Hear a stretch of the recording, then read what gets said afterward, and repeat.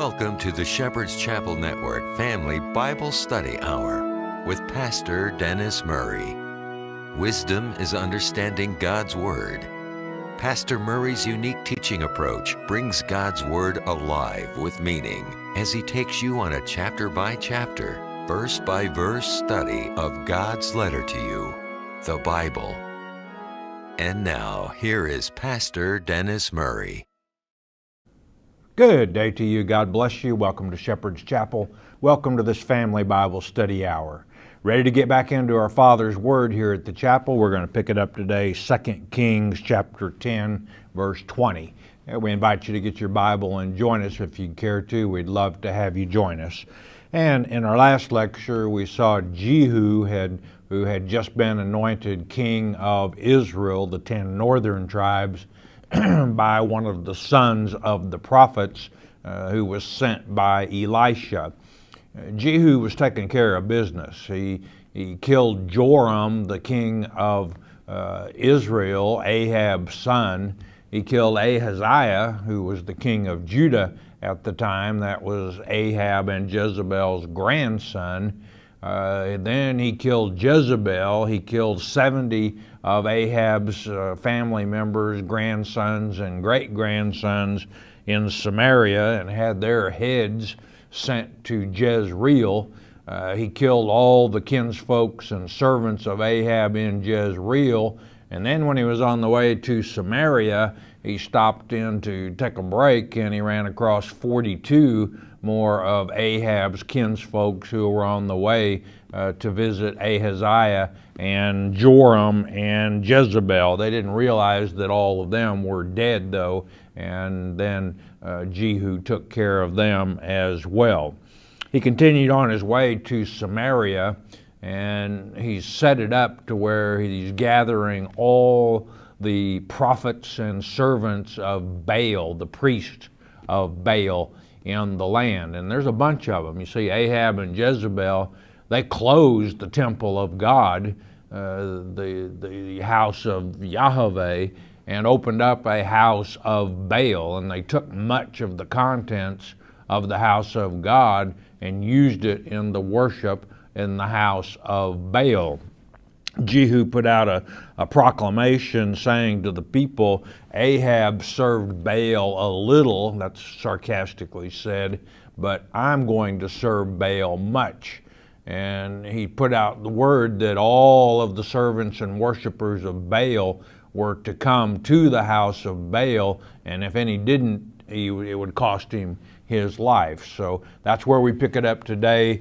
Jehu taking care of business. We ask that word of wisdom in Yeshua's precious name, Father. We ask you to open eyes, open ears this day. We pick it up 2 Kings chapter 10, verse 20, and it reads, And Jehu said, Proclaim a solemn assembly for Baal. And they proclaimed it. Let's have a Baal revival is what Jehu has got. He's got all of them gathered together. And Jehu sent through all Israel, and all the worshipers of Baal came, so that there was not a man left that came not. And they came into the house of Baal, and the house of Baal was full from one end to another. This could actually be translated, it was so full that they stood mouth to mouth. And in other words, it was so crowded in there, but it was a big hall, but they had every single worshiper of Baal gathered together. Verse 22, And he said, Jehu speaking, unto him that was over the vestry, this would be the keeper of the wardrobe, Bring forth vestments, bring forth those fancy Baal robes for all the worshipers of Baal. And I got that. And he brought them forth vestments. And these robes were to be worn, of course, when they were in the worship of Baal. And Jehu went, and Jehonadab, the son of Rechab, that's the little Kenite he picked up in his chariot on the way from Jezreel to Samaria, into the house of Baal, and said unto the worshipers of Baal, Search and look that there be here with you none of the servants of the Lord, all capital letters, that's Yahweh, but the worshipers of Baal only. You take a good look around and make sure, and they would know who was Baal worshipers and who are worshipers of the Lord. Make sure that everyone here is a Baal worshiper. And you see, the Baal worshipers were ardent supporters of Ahab and his family. And Jehu is, under God's instruction and the prophecy of Elijah, he's extinguished the house of Ahab. And that could have some negative influence as far as who supported Jehu and who didn't. You see, the Baal supporters supported Ahab, and Jehu killed all of Ahab's relatives. So I think this might be a little bit, have a political motive to it. Jehu is really good at using religion to accomplish what he wanted, whether it was he was pure in his zealousness for the Lord remains in question, as we'll see later in this lecture. Verse 24. And when they went in to offer sacrifices and burnt offerings to Baal, not to the Lord, Jehu appointed 80 men without. He appointed 80 of his soldiers, and said, if any of the men whom I have brought into your hands escape, he that letteth him go, his life shall be for the life of him. If you let one of these Baal worshipers escape, it's going to cost you your head, is what Jehu is saying. This was a similar situation, you may recall, back in 1 Kings chapter 20, verses 38 through 43. You remember when Ahab and Israel were fighting against Ben-Hadad, the king of Syria. And God gave Ahab and Israel the victory over Ben-Hadad. And what did Ahab do? Ahab said, oh, you're my brother, you're the king of Syria. And he let him go.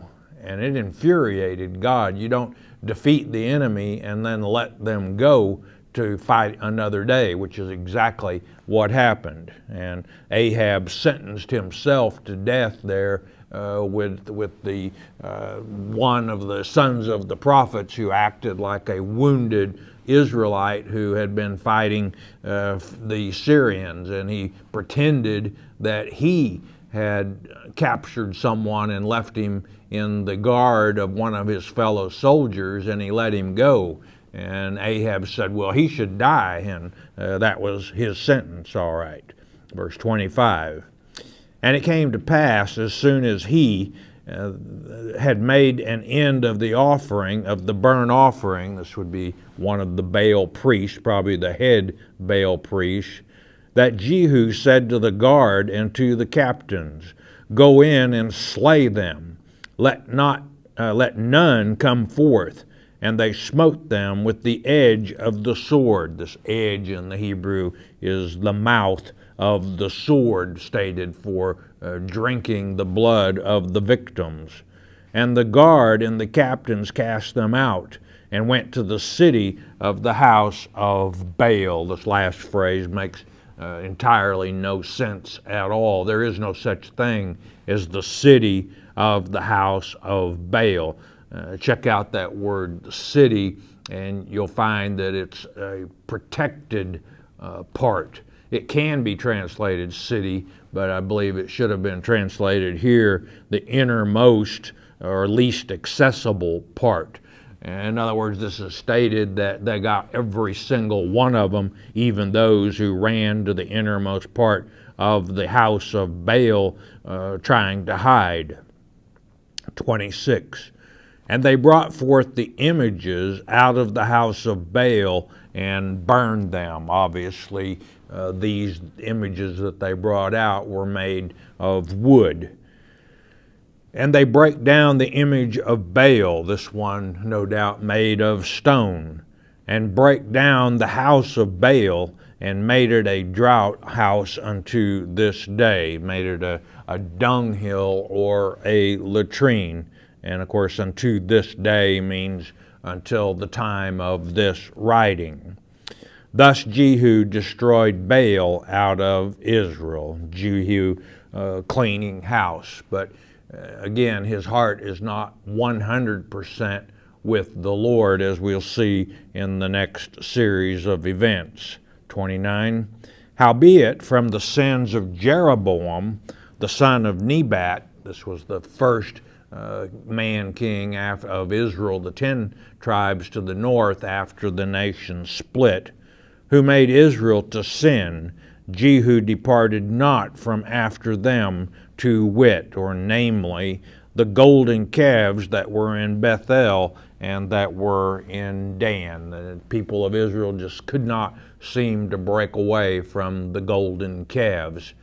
And Jeroboam made those golden calves, you remember, so that people wouldn't go all the way to Jerusalem, which was under Judah's control at the time. You don't have to go all the way down to Jerusalem to worship the Lord.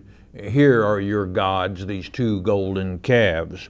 Many people of Israel looked upon the worship of these golden calves as a type of Yahweh worship.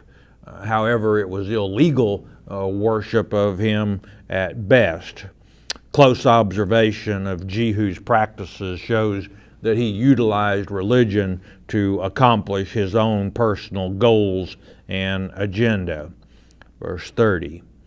And the Lord said unto Jehu, because thou hast done well in executing that which is right in mine eyes, and hast done unto the house of Ahab according to all that was in mine heart, thy children of the 4th generation shall sit on the throne of Israel. And this kind of seems like it's saying 2 different things here. The Lord was happy with the fact that Ahab had exterminated the house of Ahab as he was instructed to. However, the Lord was not happy with Jehu because he continued the practices of Jeroboam and leading the people of Israel into the worship of idols, the golden calves.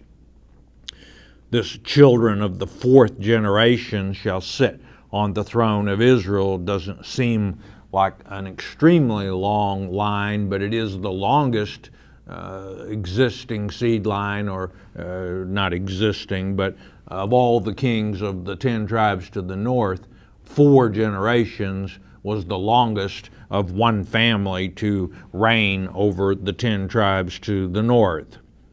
Verse 31.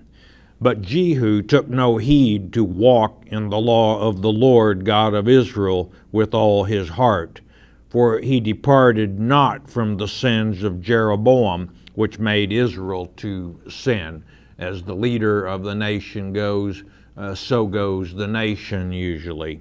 And he was leading them into calf worship. Verse 32, when you don't worship the Lord properly, he'll chastise you, and that's what happens. Verse 32. In those days the Lord began to cut Israel short. In other words, the borders became shorter and shorter. And Hazael smote them in all the coast or borders of Israel. Hazael appointed, then prophesied by Elijah actually, that Hazael would be the king of Syria. Elisha, while visiting in Damascus, carried out the anointing of this one Hazael. You might remember, this is in 2 Kings chapter 8, verse 11, that when Elisha anointed Hazael king of Syria, he locked eyes on Hazael, and he wept. And Hazael said, why are you weeping? And he said, the Lord showed me what you're going to do to my nation, Israel, killing the young men, ripping the children from the mother's wombs, etc. It's coming to pass. The Lord's word always does come to pass. His prophecies, verse 33. From Jordan eastward, all the land of Gilead on the east side of Jordan, the Gadites and the Reubenites and the Manassites, from Aroer, which is by the river Arnon, even Gilead and Bashan. These are when Israel was coming into the promised land. They defeated the owners of the land on the east side, Gilead as it's known. And the tribes of Gad, Reuben, and half of Manasseh said, you know, Moses, this land here is good for cattle, and we have large herds. Let us take our inheritance in the promised land here. And Moses petitioned the Lord, and the answer from the Lord was, you leave your children and your herds and flocks here, but you gird yourselves for war and enter into the promised land and help your brethren defeat the Canaanites. So the Syrians took basically a portion of Israel that was on the east side of Jordan. 34. Now the rest of the acts of Jehu and all that he did and all his might, are they not written in the book of the Chronicles of the kings of Israel? And yes, they had. And yes, they are. And Jehu slept with his fathers, and they buried him in Samaria. And Jehoahaz, his son, reigned in his stead. God promised 4 generations of Jehu's descendants would sit on the throne, and that came to pass. Jehoahaz means Yahweh seized. And the time that Jehu reigned over Israel in Samaria was 28 years. And this is a bit unusual. Normally, when a king is first introduced of Israel, or Judah for that matter, when a king is first introduced, that's when the number of years that he reigned is stated. Some scholars have taken a stab at explaining why, in Jehu's case, it was at the end of his reign, the number of years, and none of them really holds water, so I'll just leave it at pointing out the fact that it's unusual. Chapter 11, now we switch gears back to what's going on in Judah. Let's go with verse 1. And when Athaliah, the mother of Ahaziah, saw that her son was dead, Jehu killed him, you remember, she arose and destroyed all the seed royal. Now, what is she doing here? You see, Ahaziah was her grandson. So what is she doing? She's killing all of her grandsons who might have a right to claim the throne of Judah. You see, when Ahaziah was first appointed king, I pointed out, you won't believe who reigns over Judah next. It's Athaliah. Why? Because she killed all of the sons of Ahaziah, her grandsons, so that she could sit on the throne. Verse 2. But Jehosheba, the daughter of King Joram, sister of Ahaziah, took Joash, the son of Ahaziah, and stole him from among the king's sons, which were slain. No doubt he was left for dead among the corpses of his brothers. And they hid him, even him and his nurse, in the bedchamber from Athaliah, so that he was not slain. Jehosheba, by the way, was Joram's daughter, but she was not Athaliah's daughter. In other words, they shared the same father, but not the same mother. In 2 Chronicles chapter 22, verse 11, where she is called Jehoshabeath, she's also listed as the wife of Jehoiada, which was the priest, probably better stated, the high priest at the time. But she's protecting the seed line of David in what she's done here. verse 3. And he was with her, this is Joash, and he was with her hid in the house of the Lord 6 years, and Athaliah did reign over the land. And while she was the queen of Israel, Judah, I should say, she stripped the temple basically bare and sent all of it to the Baal temples. The house of God was greatly neglected during this period of time. When Joash takes the throne, one of the first things he will do is order the refurbishing of the house of God. And you might think, well, the house of the Lord wouldn't be a very good place to hide Joash. Well, you see, under Athaliah, the house of God was pretty well shut down. There wasn't anybody going to the temple, the house of Yahweh. So it was a very good place to hide Joash where Athaliah wouldn't find him. If she had found him, she definitely would have done the same thing to him that she had done to the rest of Ahaziah's descendants, killed him. She's a murderess. Verse 4. And the 7th year, Jehoiada, this is the high priest at the time, also a brother-in-law to Ahaziah. He was an uncle to Joash, as Jehosheba was his aunt, sent and fetched the rulers over hundreds, with the captains and the guard, the king's bodyguards, and brought them to him into the house of the Lord, and made a covenant with them, and took an oath of them in the house of the Lord, and showed them the king's son. Note that he made them on an oath swear to silence before he showed them Ahaziah's son Joash. And note here we've got Jehoiada calling together the rulers of the military, the captains and the guard, the bodyguards of the king, but nothing mentioned of the priests. And in 2 Chronicles chapter 23, verse 2, it states that also had the Levites out of the cities, their home cities, gathered together.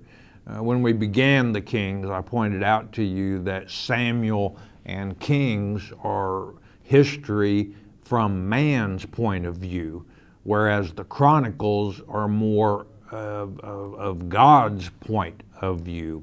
And we see in Chronicles a lot more emphasis on the role of the Levites and the priests in bringing Joash, the rightful heir to the throne. Here in Kings, we see more the military predominantly taking the lead. Verse 5. And he commanded them, this is Jehoiada the high priest, saying, This is the thing that ye shall do. A third part of you that enter in on the Sabbath shall even be keepers of the watch of the king's house. He's positioning them to where they can protect Joash from being detected and seen from Athaliah, keeping Athaliah in the dark. Now this coming in, enter in on the Sabbath, this is talking about the Levites, in that they, when they came in on a Sabbath, there were 24 courses of the priests, and each course served twice 2 weeks out of each year, and then the 3 major festivals, Passover, the Feast of Pentecost, as it's called today, and the Feast of Tabernacles, all went in. The Feast of Weeks is what I was trying to think of under the Old Testament. Now, and let's go with verse 6. And a third part shall be at the gate of Sur, and a third part at the gate behind the guard. Again, he's positioning them where they can protect Joash from Athaliah. So shall you keep the watch of the house, that it be not broken down, so that Athaliah doesn't wise up and kill Joash as well. Verse 7, And 2 parts of all you that go forth on the Sabbath, even they shall keep the watch of the house of the Lord about the king. And this is talking about those who had the assignment of being porters or doorkeepers. You could think of them as security, and that would be pretty accurate. Verse 8. And ye shall compass the king round about, every man with his weapons in his hand. And he that cometh within the ranges, or the ranks, let him be slain. And be ye with the king as he goeth out and as he cometh in, every single minute. Again, if Athaliah knew that Joash was alive, she would do everything in her power to kill him. And what? These are men of God that have weapons, and they have instructions that if anybody comes in to the ranks to kill him, you got it. Men of God and getting there done. Verse 9.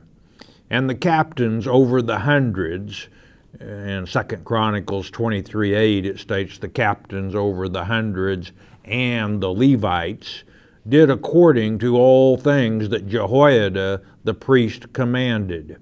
And they took every man his men that were to come in on the Sabbath, with them that should go out on the Sabbath, and came to Jehoiada the priest. Verse 10. And to the captains over hundreds did the priest give King David spears and shields, that they were in the temple of the Lord. And no doubt they were preparing for this day. And after all, they couldn't bring their weapons with them without being detected. So they decided to use the weapons that were already there. They would have been seen carrying their weapons in had they done so. Verse 11. And the guards stood, every man with his weapons in his hand, round about the king, from the right corner, in the Hebrew, from the right shoulder of the temple to the left corner or shoulder of the temple, along by the altar and the temple. They got it covered from wall to wall, is what this is saying. Verse 12. And he brought forth the king's son, Ahaziah's son Joash, at the age of 7, and put the crown upon him, and gave him the testimony. What's the testimony? Deuteronomy chapter 17 states that every king of Israel is to have a copy of the God's law, and that's what the testimony is. And they made him king, and anointed him, and they clapped their hands. No doubt they were joyful that Athaliah was not going to be in control. And said, God save the king. In the Hebrew, this is, let the king live. God in control, utilizing the priest to protect the king line of David. And that king line promised in Samuel that would be never ending, and it will be never ending when David's son, or his descendant, Jesus Christ, returns at the second advent and reigns as King of Kings and Lord of Lords. I say, come, Jesus, come. Verse 13. And when Athaliah heard the noise of the guard and of the people, she came to the people into the temple of the Lord. Athaliah, a lot like her mother Jezebel, no doubt pretending that I'm in control, I'm on the throne, but not anymore. Verse 14. And when she looked, behold, the king stood by a pillar as the manner was. This was the brazen scaffold that Solomon had made, and the first time it was utilized was at the dedication of the temple. It was a standing place that the king normally took the position on the eastern gate of the inner court. And the princes and the trumpeters by the king, and all the people of the land rejoiced and blew with trumpets. And Athaliah rent her clothes and cried, Treason, treason when she realized what had happened. In the Hebrew, this treason is conspiracy. And that's exactly how she came to power, was conspiracy. That's how she's going to lose power as well.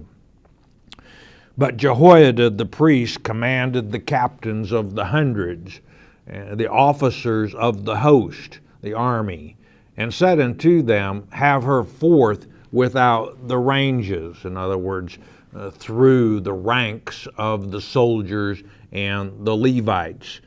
Make a path to get her out of here. And him that followeth her, in other words, him that follows her to lift a finger to help her, kill with the sword. For the priest had said, let her not be slain in the house of the Lord. Don't defile the temple with the blood of this murderess. And as they laid hands on her, and she went by the way which the horses came into the king's house, and there was she slain. Finally, at last, she got her just desert. And you might think, well, that was awful mean of them to do that to this woman. No, that's God's law. She obviously was a murderess. Her own grandchildren, for goodness sake, did she murder. And Numbers chapter 35, Deuteronomy chapter 19 state that's God's law. When someone commits premeditated, lie-in-wait homicide, the penalty is death. And again, Athaliah has received her just rewards. Verse 17.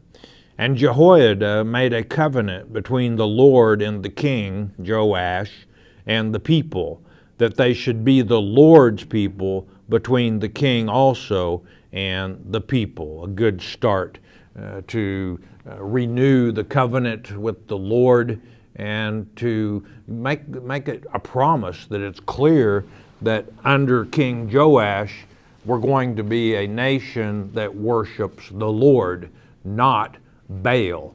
And under Jehoiada's influence on young Joash did really well in the first years of his reign over the tribes. It's an awful way, though, that he repays Jehoiada in his later years. We'll get to that in our next lecture. Don't miss it. We've got a short message. We'll ask you to listen a moment, won't you please? Genesis 1:46, the first 6 chapters in God's Word. The world that was. Did you realize there was a world age before this one? Same old world, different age. The creation itself. When were the races created? You see, all the races were created separately, and you'll find that documented in these particular CDs. How and what was the sin in the garden? It will be discussed in this series also. This is a must for the serious Bible scholar, for if you do not understand how it was in the beginning, you certainly will never understand the end. I think you will find this series very rewarding and certainly will answer questions that no doubt you have always wondered about. Genesis 1:46.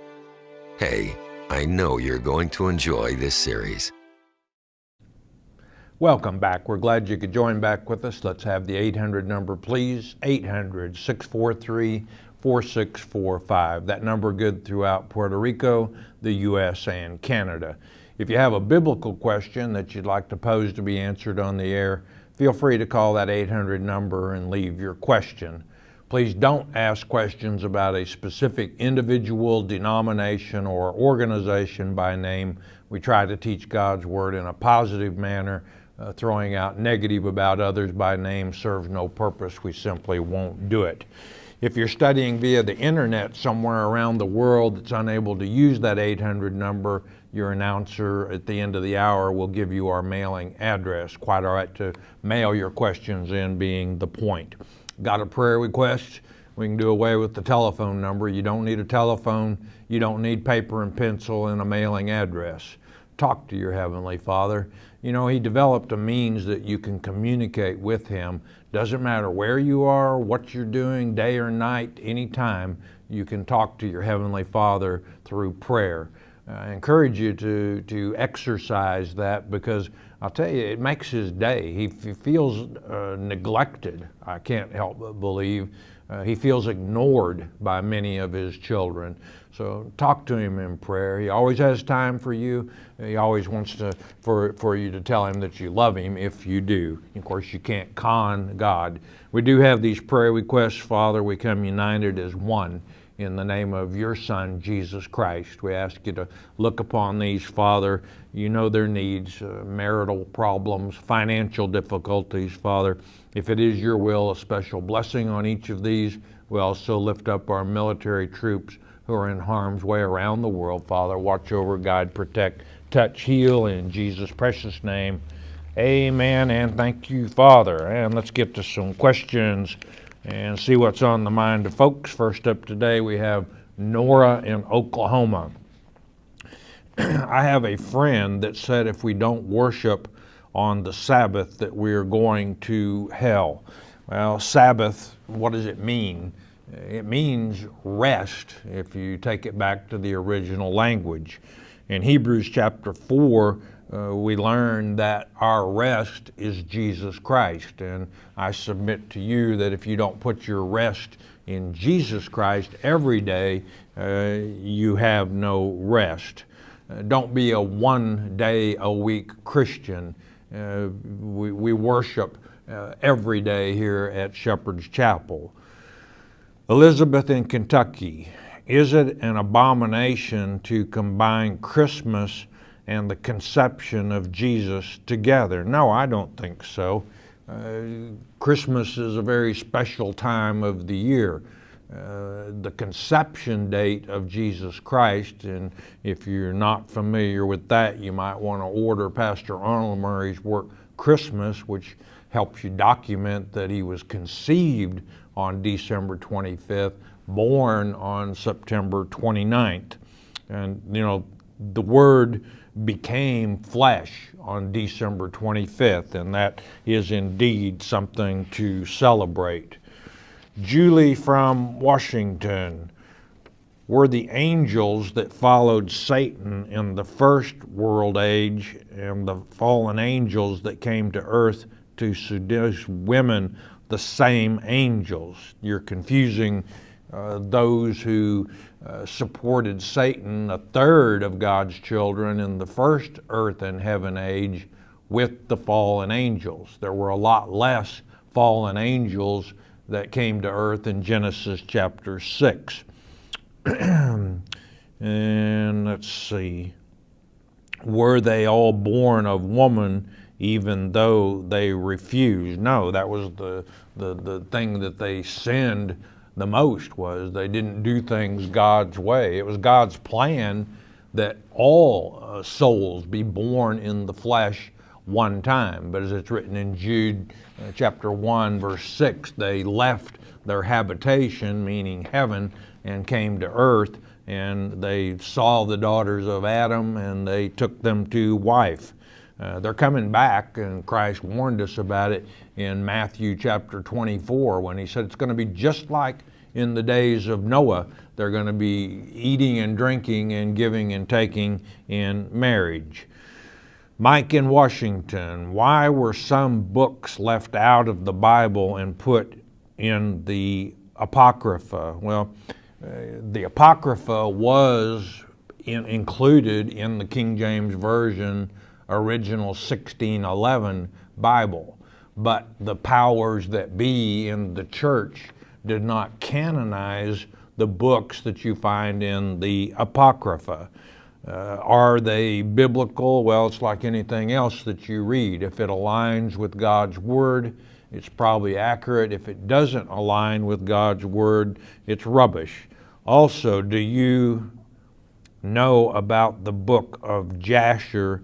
It is talked about in Joshua 10:13. And yeah, I'm familiar with the book of Jasher, but it's not biblical.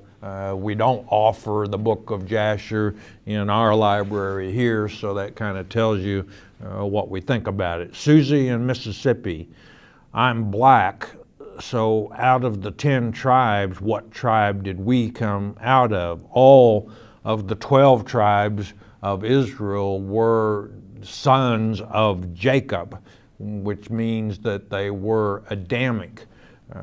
Blacks are descendants of the sixth-day creation, which you can read about in Genesis chapter 1. Some falsely teach that blacks were a result of what happened in Genesis chapter 9 when Ham uncovered his father's nakedness, which means he slept with his own mother, and Canaan was the result. And many people think that God cursed Ham and for this, and Canaan's skin turned black. Well, that's not the way it works. You don't have two people of the same race have an incestuous relationship and it changes the color of the child's skin. That's biologically impossible. And it wasn't God who cursed Canaan, it was Noah who cursed Canaan and sent him away. Why? He didn't want a constant reminder running around reminding him of what his wife and his son did. Stan in Utah or Vermont, I'm not sure, the wife of Abraham, was she Adamic or Arabian race? Well, which one? Both of Abraham's wives, Sarai, later her name changed to Sarah, and Keturah, you can read about in Genesis chapter 25, were Adamic. Doris in Georgia. Now he did have Sarai had a handmaid. She was not able to bear children for many years, and Haggith, I believe was her name, and Abraham knew her, and Ishmael was the result. Ishmael sent away later by Abraham when he did marry Sarah, and she was able to give him a child, and Isaac was his name. I believe Ishmael was the origin of the Arabic races of today. Doris in Georgia. In Mark 10 is Thaddeus, the Hebrew for Timothy in the English. No, Thaddeus mentioned in Mark chapter 3 verse 18 and also Matthew chapter 10 verse 3 is one of the original 12 disciples of Christ. And of course they all became apostles, not Timothy. Timothy came along under the tutelage of Paul later years than what the disciples were. Stan in Vermont, and there being 24 weeks to the Levitical priest to serve twice a year gives us 48 weeks. We covered that in today's lesson. If all the priests served on the 3 major feast days, how does this add up to 52 weeks? I get 51 weeks. Well, I'd refer you to your Smith's Bible Dictionary. You see, 52 weeks comes out to 365 days in the year. Under the old Hebrew calendar, there were 360 days in the year, not 365. And by the way, the sacred year began. There were 2 basic years in Old Testament times. The sacred year, which began at the vernal equinox, the spring equinox, if you will, was Abib on the Hebrew calendar. Then the civil calendar actually began 6 months later at the Feast of Tabernacles at the autumnal equinox. And enough on that. Suzanne in Georgia. I heard Pastor Murray say that Christ will come on the 7th trump. What does a trump mean? Well, the trumps are events that must come to pass as listed in Matthew chapter 24 and Mark 13. They must come to pass before Christ returns. At the beginning of Matthew 24, Jesus is walking with some of his disciples, and they say, "Master, look at these buildings." And Jesus said, not one stone will be left standing atop of another when the Antichrist is here. And then he went on to tell them, they asked him, "What's it going to be like when you return at the second advent?" And Jesus went on to tell them and us in Matthew 24 and Mark 13. The Antichrist is here at the sixth trump, Jesus here at the seventh trump. At that point in time, there will be no more flesh. Dave in California, the four horsemen, the last one is pale. When you look up pale, it means green. What do you think that means? Well, you'll find the four horsemen in Revelation chapter 6, verses 7 and 8. When the fourth seal is opened, the fourth beast, which is a living creature, said to John, "Come and see. Behold, a pale horse." And you're right, if you check it out in your Strongs, it's a greenish colored. And his name that sat upon the pale horse was Death. And this, of course, I believe the Kenites at that point in time are in power. Look around today, leading people to a spiritual death. Not a death of the flesh, but a spiritual death. Gretchen in California, I married a Hindu man 17 years ago. He treats me like a queen. He does his religious thing and I do mine. We have a home, plenty of food, clothing, and am not in want for anything. Sometimes he watches your show with me. I wanted to know if God will look down on this marriage. I thought you said let no one judge you in marriage. Sometimes I question this marriage because he is Hindu. 1 Corinthians chapter 7, Gretchen will tell you about relationships where one member of the couple is a believer and the other is a non-believer, meaning a believer in Christ. So I'd refer you to that. Jerry in Arkansas, is God only going to allow 200,000 into the kingdom of heaven after he comes back and gets us? The Lord is returning here to stay, Jerry. He's not coming back to get any of us or some of us. Acts chapter 1 and Revelation 21 make that very clear. I think you're speaking of the 200,000, and you left the second thousand off of that, of Revelation chapter 9, verse 16. Those were the same that Gabriel and Michael warred against in Daniel chapter 10. Dan in New York, what is the pastor's opinion on the prophecy God gives to David through Nathan, which says, I shall establish his kingdom forever, and he shall be a son to me, and I his father? This prophecy seems to be talking about Christ, but it's clear David and Solomon both believe it's talking about them. Well, the promise is to David, and the promise was that God would, you see, David was wanting to build God a house.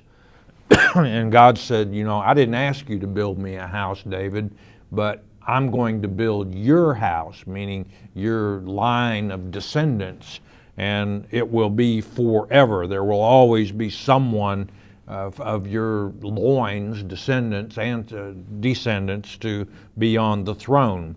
And this was fulfilled through David's son Nathan, not Solomon actually. You can verify that in Luke chapter 3, and that Messiah was born in the flesh, a descendant of David. And when he returns at the second advent, he will be on the throne forever as King of Kings, Lord of Lords. Very important that people understand and know the key of David. In Revelation chapter 3, verse 7, that key that opens doors that no man can shut and shuts doors that no man can open. It's the key of David, that will open these scriptures where you can understand them. And it's all about knowing that Jesus Christ was a descendant of David, and that there are Kenites who claim to be of our brother Judah, but do lie and are of the synagogue of Satan. Patricia in Missouri, why do you ask God to care for our military? I thought the Bible teaches He wants to save all. Well, I've asked that God protect our military troops who are in harm's way around the world because they're brave men and women who are protecting our rights and freedoms. One of those freedoms is the First Amendment, the freedom of speech. And it allows people, maybe even when they don't have something intelligent to say it. They have the right to say it. Do you think that people who behead Christians, such as ISIS, should be saved? Well, we don't here at the chapel. You also follow with what is a good, what Bible do you recommend as a study Bible? We recommend the Companion Bible. If you obtain the Companion Bible and you obtain one from another source than Shepherd's Chapel's library, make sure which one you're getting. There are about 5 different Companion Bibles. You want one by E.W. Bullinger, who was an outstanding Christian scholar who, it's not a commentary Bible, but it has scholarly notes that help you and direct you in your studies. Mark in Virginia, I search God's Word to learn whether I will go to heaven when I die. I try to live a good life, but am concerned about if I will be judged worthy enough to go to heaven upon my demise. I believe that Jesus is the Son of God. I just do not know if I am worthy enough to go to heaven. And teaching you can give me, any teaching you can give me to understand if I will go to heaven would be very appreciated. May God bless you and you as you bless others. Well, thank you for that, and bless you as well, Mark. John chapter 3, verse 16 answers your question. It tells you how to obtain eternal life, and you said it, you believe on Jesus Christ. And Mark, it sounds to me like you might be being a little bit too hard on yourself. None of us is worthy, but Jesus Christ was worthy to pay the price on the cross for our sins. But once you ask for forgiveness and you repent of your sins, they're gone. They're blotted out. So don't continue to beat yourself up and wonder, am I going to heaven? That's kind of doubting God's ability to forgive. So be careful with that. Once you've been forgiven of a sin, God doesn't want to hear about it anymore. That's what blotted out means. It's like He took an eraser and erased the sins next to your name in the book of life. Eloise in Louisiana. I was reading in Revelation or somewhere said, "Behold, Satan has fallen from heaven as lightning. Now I hear he is still in heaven. Help me to understand." Okay, what you heard was when we're studying Luke chapter 10, verse 18. And that's prophecy there by Jesus Himself that said, "Behold, I beheld Satan fall as lightning, as a star from heaven." And that will happen. It is future. Revelation chapter 12, verse 6 and the following verses tell us when that will happen. And you follow with the second question, if my neighbor's chickens get into another person's chicken yard and they claim it's theirs, should I let them keep it? What do you think I should do? This is all from your viewer. I love you all's teaching. Well, we're glad you enjoy the teaching. You know, that's why we brand our chickens here in Arkansas. I'm kidding. We don't really brand our chickens. That's what we do with cattle. And that way, if one gets in with another herd, we know which one's ours and which one's theirs. But if I were you, I would talk to your neighbor and see how you're received. And if your neighbor hears you, you've got your chicken back. But if not, perhaps it's time to invest in a few posts and some chicken wire so that you can keep your chickens home. Daryl in Florida, I want to know where in the Bible it says that Jesus was nailed to a cross. Well, Colossians chapter 2, verse 14 will get it said. The dogma of blood ordinances were nailed to the cross right along with Jesus Christ. Psalm 22:16, prophecy of the crucifixion, states they pierced my hands and my feet. That's prophecy of the crucifixion there in Psalm 22:16. I'm out of time. I love you all. Why? Because you enjoy studying God's Word in depth. And you know what? It makes God's day when He looks down and He sees you reading the letter that He wrote to you, the Bible.